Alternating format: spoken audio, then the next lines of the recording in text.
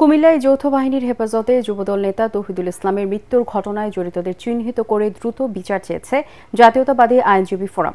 দেশে বিচার বহির্ভূত সব হত্যাকাণ্ড বন্ধের দাবি জানান তারা। নইলে জুলাই বিপ্লবের শহীদ ও আহতদের রক্ত বৃথা যাবে। হাইকোর্ট প্রাঙ্গণে বিক্ষোভ সমাবেশে ফোরামের নেতারা অভিযোগ করেন, খুনি হাসিনা পালিয়ে গেলেও তাদের লোকজন এখনও প্রশাসনে থেকে যাওয়ায় এসব অপরাধ কর্মকাণ্ড চালাচ্ছে। তাই দ্রুত সময়ের মধ্যে অপরাধীদের বিচারের পাশাপাশি প্রশাসনকে আওয়ামী দোষরমুক্ত করার দাবি জানান তারা। নিরপেক্ষ তদন্তের মাধ্যমে যুবদল নেতা তৌহিদুলের মৃত্যুর ঘটনায় প্রকৃত দোষীদের বিচারের আওতায় আনার দাবি জানান আইনজীবী ফোরামের মহাসচিব ব্যারিস্টার কায়সার কামাল।